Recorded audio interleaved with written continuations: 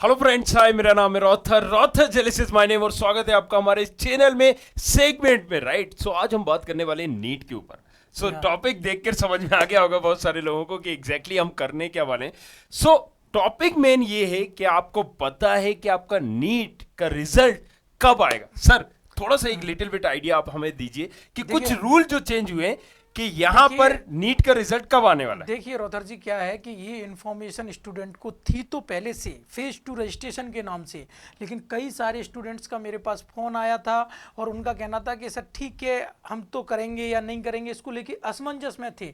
लेकिन अब ये क्लियर हो गया है कि अगर आपने नीट फेज 2 रजिस्ट्रेशन नहीं किया तो आपका नीट का रिजल्ट डिक्लेयर नहीं होगा। मतलब आपका रिजल्ट ही नहीं आएगा। रिजल्ट ही नहीं आएगा। जो लोग इसको हल्के में, हालांकि कुछ अच्छे स्टूडेंट थे, उन्हें तो पता था कि भाई हमको नीट 2 का करना कंपलसरी है, लेकिन कई सारे स्टूडेंट ऐसे थे जो इसको बहुत हल्के में ले रहे थे। लेकिन अब मैं आपको क्लियर करना चाह रहा हूं कि नीट का रिजल्ट आप तभी आएगा जब आपने फेज 2 रजिस्ट्रेशन किया होगा। Right, so as a doctor भी ये शायद पहली बार हो रहा है। आपने भी नीट एग्जाम दिया है, आपने भी एमबीबीएस करके भी आपने पहली बार हो रहा है। लेकिन ये फेज 2 है क्या, किस बला का नाम है और क्यों ऐसा किया जा रहा है? देखिए रॉथर जी, ऐसा क्यों किया जा रहा है, इसके पीछे तो बहुत सारी थ्योरी हैं और एग्जैक्ट थ्योरी क्या होगी ये तो एनटीए डायरेक्टर जानेंगे। ये तो हम लोग तो केवल एजम्पशन लगा रहे हैं कि ऐसा इसलिए होगा। वैसे मैं आपको बता दूं कि जो सबसे ज़्यादा मानना है वो ऐसा है कि जो नीट का फेज फर्स्ट रजिस्ट्रेशन, जिसको तुम लोग फॉर्म बोलते हो, जो आपने एप्लीकेशन फॉर्म भरा, उसी समय ऐसा बोलना था एनटीए का कि भाई, मतलब एनटीए का तो नहीं, ऑफिशियल तो नहीं, पर जनरली लोगों का जो मानना था कि अगर हम सारी information at a time of application form लेते हैं तो ये बहुत बड़ी फाइल हो जाती है और 17 लाख स्टूडेंट का फॉर्म हमको फिल करना होता है। तो कहीं ना कहीं साइट हैक होना और इतने बड़े डाटा को स्टोर करना बहुत ही टफ टास्क हो जाता है। जो चीज उन्होंने पहले नहीं ली वो अब ले रहे हैं, वो तो अब लेंगे। ऐसा होगा शायद कि जब हम वहां पर अपना नीट का रिजल्ट देखने जाएंगे तब ये डिटेल पूछेंगे या फिर आएगा ही नहीं? नहीं, नीट का बिल्कुल ही आप अपने दिमाग से निकाल दीजिए कि नीट हम रिजल्ट देखेंगे तब वो इन्फॉर्मेशन लेंगे, ऐसा बिल्कुल नहीं है बेटा। अभी क्या होने वाला है, 1 या 2 दिन में, मैं या इवनली मैं बताऊं कि कल, जहां तक जो एक्सपेक्टेड डेट है, कल ऑफिशियल आंसर की आने वाली है एनटीए की साइट से। एक्सपेक्टेड डेट है जब कल ऑफिशियल आंसर शीट, अनऑफिशियल तो बहुत पहले आ चुकी है डिफरेंट इंस्टीट्यूट की।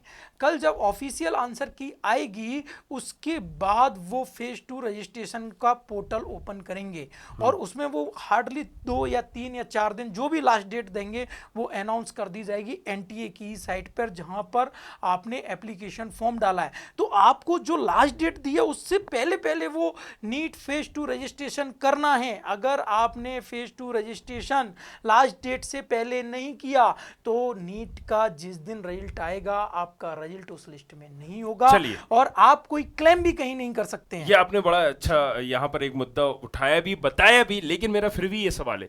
देखिए, 17 लाख लोगों ने भरा है जी। कुछ भी कर लें सर, कितनी भी हम अपडेट करते हैं, इन्फॉर्मेशन दें, या ये भी एनडीए भी किसी तरह का कैंपेन चलाए, 1 आध लाख या 10,000 भी लोग ऐसे होंगे जो कहीं ना कहीं इस चीज पे ध्यान नहीं देंगे। हाँ, मान लीजिए उन्होंने अगर सेकेंड फेज की डिटेल नहीं भरी तो उनका क्या होगा? कुछ नहीं होगा, उनका कोई रिजल्ट नहीं आएगा, उनका माना जाएगा ये अपीयर ही नहीं होगा। अच्छा, और इसमें आप कोई क्लेम भी नहीं कर सकते। राइट, सो अब यहाँ पर एज ए स्टूडेंट, अगर मैं स्टूडेंट हूं तो मुझे क्या करना चाहिए, वो थोड़ा सा आप देखिए। आपको सबसे पहले तो ये करना है, मेरा कहना है, आप डेली, अगर आपने नीट का एग्जाम दिया है और आपका सपना है कि आप फ्यूचर के डॉक्टर बनने जा रहे हैं, तो आपको डेली एनटीए की वेबसाइट ओपन करना चाहिए। पता नहीं एनटीए या फिर 100% के सब्सक्राइब करना चाहिए। ये तो क्योंकि वादा आपने भी किया है कि आप हर छोटी से छोटी, बड़ी से बड़ी अपडेट दोगे। देखिए रॉथर जी, ये तो बहुत अच्छा ऑप्शन है क्योंकि हमारी पूरी 10 डॉक्टर्स की टीम, जैसा मैं बोलता आया हूं, 10 डॉक्टर की टीम तो रही है, लेकिन ये आप भी वादा करिए कि आप हर छोटी से छोटी, बड़ी से बड़ी अपडेट हमारे व्यूअर्स को देंगे नीट से रिलेटेड।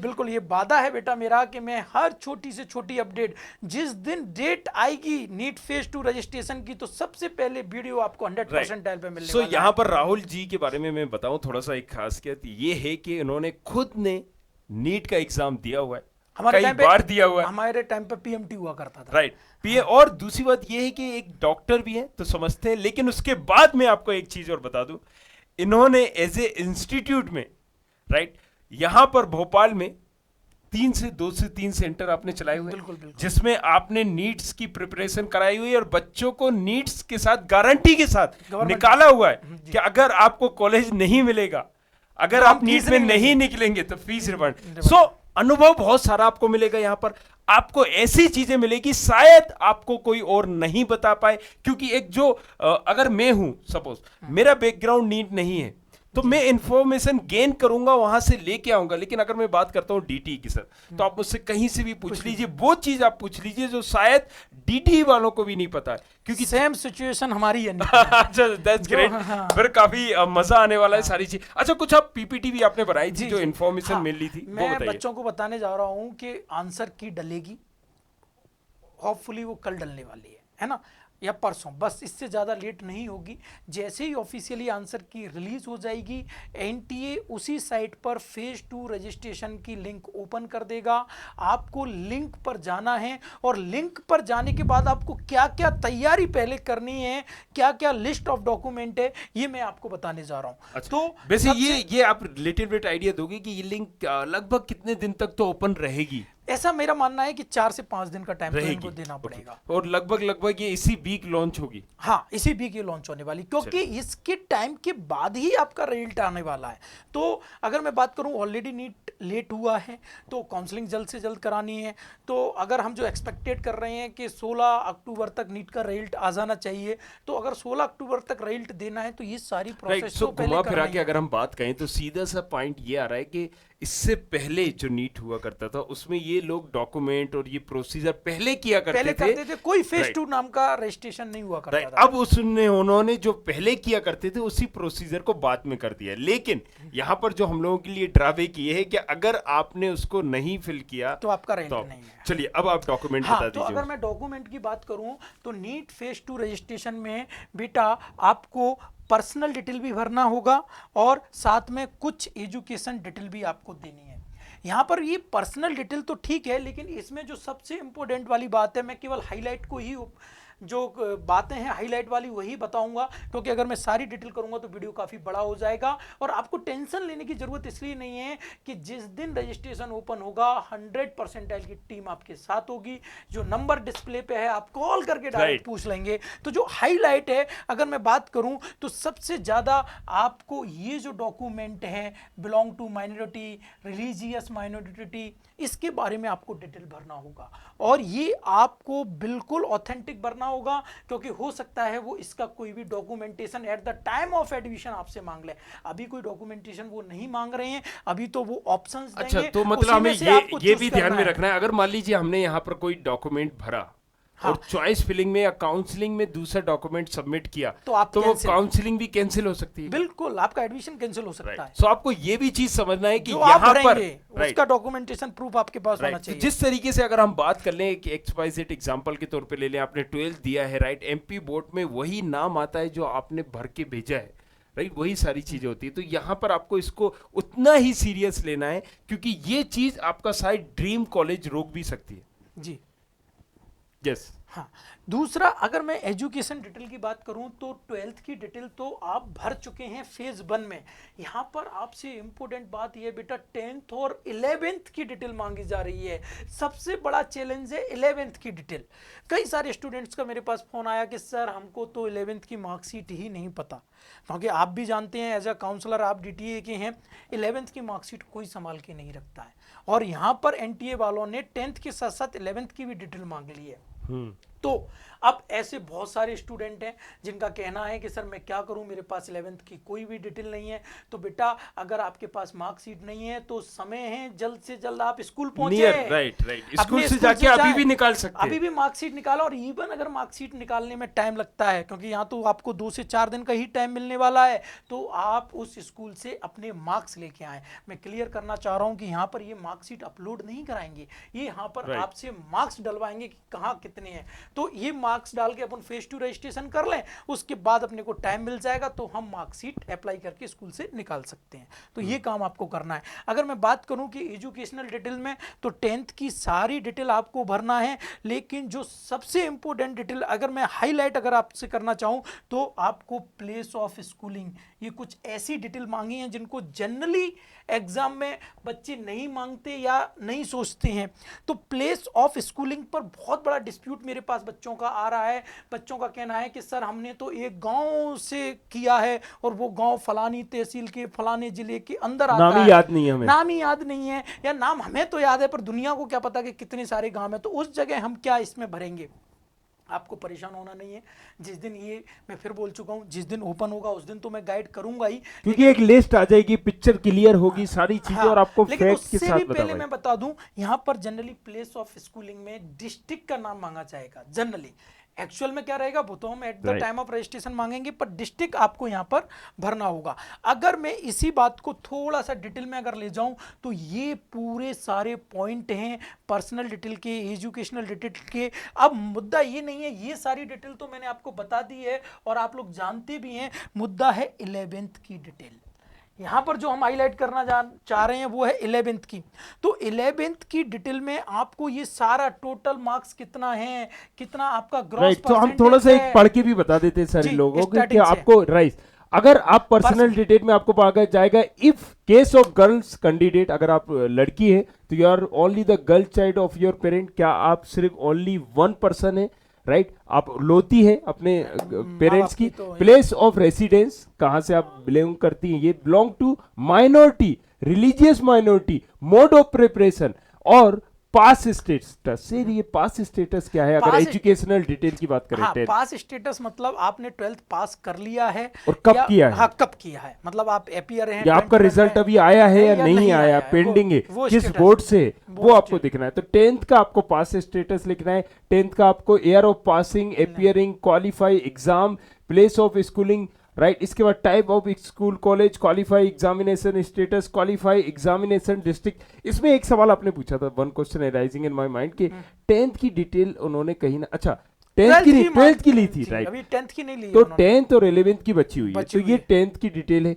अब अगर हम बात करते हैं कि 11th में क्या पूछा जाएगा, तो आपको पर्सनल डिटेल की अगर हम बात कर ले, लगभग school board, result mode, right? आपका maximum grade point, CGPA obtained, CGPA, total marks, obtained marks, marks X, sir ये क्या है मार्क्स एक्स? Marks 10th। अच्छा, marks 10, roll number, school college name, address, school college pin code, pass, मतलब अभी 11th का yes, अब ये 11th का आ गया। तो यहाँ पर ये समझिए कि स्कूल का पिन कोड नंबर भी, ये सारी चीजें भी मतलब ये डिटेल अभी तक जो नीट 2020 में दिए हैं, तो आपने पता होगा इतनी डिटेल कभी मांगी नहीं गई थी नीट एनटीए के द्वारा, लेकिन इस बार काफी डिटेल है। तो अगर आप मेंटली प्रिपेयर होंगे तो इनको अच्छे से फिल कर पाएंगे। अगर मेंटली प्रिपेयर नहीं हुए, और कई सारे बच्चे तो आपको पता है कि लास्ट डेट में रजिस्ट्रेशन करने जाते हैं। इस वीडियो का सबसे बड़ा इंपॉर्टेंट ये है कि आप अगर लास्ट डेट में रजिस्ट्रेशन करने जाएं और इतनी सारी इंफॉर्मेशन मांगी तो हो सकता है आप दे ही ना पाएं। तो पहले से एक तो आप ये दिमाग में रखें, जैसे ही फेज 2 रजिस्ट्रेशन होप आप पहले दिन ही उसको करें, राइट? अब अगर हम बात करें 11th में, तो आपको पास स्टेटस जैसे कि 10th में मांगा गया था, ईयर ऑफ पासिंग, अपीयरिंग, बिल्कुल सिमिलर 10th से रिलेटेड है। लेकिन यहाँ पर टफ थोड़ा सा ये हो जाता है कि 10th का तो इंपॉर्टेंट डॉक्यूमेंट होता है, लेकिन 11th का अब आपको ये बंदोबस्त करना है, राइट? इसके बाद qualify exam, place of schooling, type of school, qualify examination status, qualify examination district, school board, result mode, maximum grade point, CGPA obtained, CGPA, total marks, obtain marks and marks percentage में आप बताओगे, role number, school college name, address, ये सारी चीजें आपको बताना है। और इसके अलावा सर एडिशनल डिटेल भी क्या है, हाँ, मतलब प्लेस ऑफ बर्थ क्या है? बहुत इंपॉर्टेंट है ये। एक्चुअली में जिन लोगों का बर्थ सर्टिफिकेट बना है, उस बर्थ सर्टिफिकेट में जो प्लेस लिखा है, भले ही आप कहीं भी रहते हो, आपका, और अगर नहीं मालूम है तो हम बर्थ सर्टिफिकेट बनाएं नहीं। अगर देखिए, मैं फिर कह रहा हूँ, टाइम इतना नहीं रहेगा। आज अगर लिंक ओपन होता है तो 3 या 4 दिन में उनको उसको बाइंड अप भी करना है। तो आप, अगर आपका बर्थ सर्टिफिकेट नहीं है, तो आपका जो डोमिसाइल है, जिस जगह का आपका डोमिसाइल है, जिस गांव का उसको लिख सकते हैं, उसको आप ऑप्ट करके यहाँ पर भर सकते हैं। और अगर बर्थ सर्टिफिकेट है तो आपको वही डालनी है, फिर भले ही आपका डोमिसाइल कुछ भी हो। बात को समझ पा रहे हैं? थोड़ा सा क्लियर कीजिए। क्योंकि यहाँ पर ये सही है कि आपको अगर जब बर्थ सर्टिफिकेट नहीं है तो आप डोमिसाइल बना के एटलीस्ट कम से कम चांसेस हैं इसके बनने के, उस जगह से। लेकिन जब आपका बर्थ सर्टिफिकेट है तो आप वही फिर आप वही पे डालेंगे, वही राइट। प्लेस डालेंगे। सो यहाँ पर कुछ पेरेंट्स इनकम डिटेल भी है, हाँ, ये भी पूछी गई है इन्होंने, जी। राइट, कि आप फादर क्वालिफिकेशन क्या है, फादर ऑक्यूपेशन क्या है, फादर एनुअल इनकम भी बताना है, मदर की क्वालिफिकेशन भी बताना है। रोहतर जी, मैं यहाँ पे आपको फिर रोकूंगा, ये बहुत इंपॉर्टेंट चीज है। देखो बेटा, मैं फिर बोल रहा हूँ कि अगर ये रजिस्ट्रेशन में कोई प्रॉब्लम आए तो 100% की टीम से कांटेक्ट जरूर करें, क्योंकि यहाँ पर ये जो इनकम आप डालेंगे इसका सर्टिफिकेट होना बहुत जरूरी है। अगर आप किसी भी बीपीएल क्राइटेरिया में आ रहे हैं या आप हायर इनकम ग्रुप में आ रहे हैं, तो आप जो भी इनकम डालेंगे आप ये श्योर मान लेना कि इस सर्टिफिकेट तो at the time of counselling मांगे जाने वाला है, राइट। तो आप अपने मन से यहाँ कुछ भी नहीं भरने वाले हैं। दूसरा जो सबसे ज्यादा क्वेश्चन बच्चों का मेरे से पूछा जा रहा है कि सर मदर ऑक्यूपेशन में हम क्या डालें, तो सीधी सी बात है, अगर हाउस मदर वाइफ का हो, अगर कोई ऑक्यूपेशन है तो वो डालो, नहीं तो आप हाउस वाइफ आपको डालना है। मदर का हाउस वाइफ जब डालेंगे तो ध्यान रखना इनकम को फिर नील करना है। कई लोग ब्लेंडर मिस्टेक करते हैं, इधर हाउस वाइफ डाल के फिर इनकम। अच्छा, इसमें एक और एक गार्जियन क्वालिफिकेशन, अगर मतलब ये क्या है? ये देखिए, ये बहुत ही इंपॉर्टेंट पॉइंट है। ये पॉइंट दो जगह अप्लाई होगा, या तो मदर और फादर नहीं है तो आपको गार्जियंस का गार्जियंस में कौन कौन आ सकता है? वो हाँ, कोई भी गार्जियंस में आप भाई देखिए, आप बच्चे हैं, आप अपियर हुए हैं तो 18 से 25 साल के बीच होंगे, तो आपका जो खर्चा है तैयारी कराने का वो कौन बियर कर रहा है? अगर माँ बाप नहीं है तो वो आपका गार्जियन है। दूसरी कंडीशन में माँ बाप भले ही हैं, लेकिन आपकी जो जिस जगह आप रह रहे हैं, जहाँ से आपने एग्ज़ाम दिया है, उस एग्ज़ाम सिटी में आप रह के पढ़े हैं या वहाँ का आपका डोमिसाइल है, तो उस जगह आपके कौन रिलेटिव हैं वो आपके एज अ गार्जियन मतलब आएंगे। थोड़ा सा डेप्थ घुसना पड़ेगा आपको भी चीजों को, और वो समझना भी पड़ेगा। वो चाचा जी हो सकते हैं, मामा जी हो सकते हैं, मौसी जी, भैया, भाभी, जो भी है जिसके अंडर में आप रह रहे हैं, उन्हीं के बारे में डिटेल डालना है। और अगर उनके बारे में डिटेल डालना है तो फिर यहाँ पर एक ही जेंडर की बात करना है, चाहे आप उनका जैसे चाचा जी का डिटेल डाल रहे हैं तो आप चाचा जी का डिटेल। अच्छा, इसमें एक चीज पूछी गई है, कैटेगरी सर्टिफिकेट भी पूछा गया है कहीं ना कहीं, बहुत इंपॉर्टेंट है ये भी रोहतर जी। अगर आप जिस कैटेगरी को बिलोंग कर रहे हैं तो वही डालना, अगर आपके पास सर्टिफिकेट है। अब इसमें मैं आपको एक बहुत इंटरेस्टिंग बात, अगर सर्टिफिकेट नहीं है हमारे पास, हम सोच रहे हैं बनवा लेंगे, हाँ, अगर आप ऐसा सोच रहे हैं तो सोचें बिल्कुल ना, कंफर्म कर लें, बन जाए तो डालें, ना बने तो मत डालें। अब इसमें एक जो सबसे बारीक पॉइंट पता है क्या आने वाला है, कि कई लोग ऐसे हैं जिन्होंने कैटेगरी तो ओबीसी भर दी उस समय, और ओबीसी में आपको बेनिफिट तभी मिलेगा जब आप पे एनसीएल होगा, नॉन क्रिमिलियर होंगे आप। तो अब लोगों का मेरे पास कहना ये है कि सर हमने ओबीसी भर दी पर हमारे पास एनसीएल का सर्टिफिकेट नहीं है, जिसको बनाने में टाइम भी लगता है, तो सर हम क्या करें? तो बेटा ऐसे बहुत सारे क्वेश्चन है, मैं यहाँ डिस्क्राइब कर ही नहीं सकता वीडियो में जो क्वेश्चन है, लेकिन मैं आपको केवल इतना बता रहा हूँ कि आपने ओबीसी कैटेगरी भर दी है, ओबीसी का सर्टिफिकेट है, लेकिन एनसीएल का आपके पास सर्टिफिकेट नहीं है, तो आप ओबीसी वाला डाल दें। एनसीएल अगर बन सकता है तो ही डालें, नहीं बन सकता तो केवल ओबीसी डाल के छोड़ दें। राइट। अब अगर हम बात करें यहाँ पर कुछ है सिटीजनशिप सर्टिफिकेट, ये मतलब थोड़ा सा मुश्किल होने वाला क्या है? ये एक्चुअली में है क्या, ये आपको पता होगा रोहतर जी, ब्रेकिंग न्यूज आपको पता होगा कि इस बार नीट का सेंटर दुबई में भी था, पता है आपको? राइट, है ना? तो इन्होंने फॉरेन में जो सेंटर दिए वहां पर ये सिटीजनशिप, क्या आप इंडिया के सिटीजन हैं, आपके गार्जियन इंडिया को बिलोंग करते हैं, तो उस जगह ये काम आएगा। राइट। तो चलिए बाकी लोगों के लिए नहीं है ये, तो राइट। अगर हम बात करें, बस यही मैंने शॉर्ट में आपको हाईलाइटेड डॉक्यूमेंट बताए हैं। अगर आपको कोई प्रॉब्लम या कुछ भी आ रही है तो 100% है। राइट। सो यहाँ पर एक और जो हम वादा करते हैं कि यहाँ पर हर अपडेट आपको मिलेगी, स्पेशली ये आईआईटी और नीट को ध्यान में रख के बनाया गया है, बिल्कुल उसकी सारी काउंसलिंग को ध्यान में रख के बनाया गया है ये चैनल, और स्पेशली उन्हीं स्टूडेंट के लिए ये चैनल बनाया गया है जो नीट और जेईई की प्रिपरेशन कर रहे हैं। आप कहीं से भी पढ़ रहे हो, आप किसी भी तरह से परेशानी कर रहे हो, वादा करता हूं कि अगर आपने 100% को सब्सक्राइब किया और हमारी टीम के कांटेक्ट में रहे तो आपको काउंसलिंग से रिलेटेड कुछ भी प्रॉब्लम नहीं आने वाली है। भले ही वो यहाँ की इसकी हो, बीओएमएस करना चाहो, बीएचएमएस करना चाहो, आप वेटनरी साइंस करना चाहो, मेडिकल की किसी फील्ड में जाना चाहो, डेंटल करना चाहो, फार्मेसी करना चाहो, इवन आपने नीट नहीं दिया उसके बाद Right. मेडिकल लाइन में जाना तो चाहो, वो सारे ऑप्शंस बताएंगे हम। एक सेशन इस पे भी बात करेंगे कि अब्रॉड में अगर आप प्लान कर रहे हो तो उसके क्या फायदे हैं, क्या और नुकसान है। क्या क्या चीजें आपको ध्यान में रखना है कि हमको अब्रॉड में अगर एडमिशन लेना है राइट, तो। सो मिले रहो यार, बने रहो हमारे साथ, शेयर करो इस वीडियो को अपने तमाम कलीग्स के साथ, दोस्तों के साथ, उन लोगों के साथ जिनको ये चीज नहीं पता है, ताकि डायरेक्टली इनडायरेक्टली या पता है तो वो इसको हल्के में ले रहे हैं। राइट, वो सोच रहे हैं कि करें चाहे ना करें, हमने तो फॉर्म भर दिया, एग्जाम दे दिया, अब रिजल्ट तो आएगा ही आएगा। बिल्कुल नहीं आएगा अगर फेज 2 रजिस्ट्रेशन। लेकिन सर मैं ये भी आपको बताता हूँ कि अगर आपने यहाँ पर सिर्फ नीट में, क्योंकि इस बार 17 लाख लोगों ने भी दिया है, सिर्फ आपने अगर काउंसलिंग ही समझा दी ना, ट्रस्ट में हजारों बंदों की यहाँ पर मदद होने वाली है। नहीं नहीं, वो करने ही वाले हैं, इसलिए तो हमने वो सीरीज चलाई है, NEET with 100% time. Right, thank you very much, thanks a lot, बने रहिए हमारे साथ, तब तक के लिए सब्बा खैर।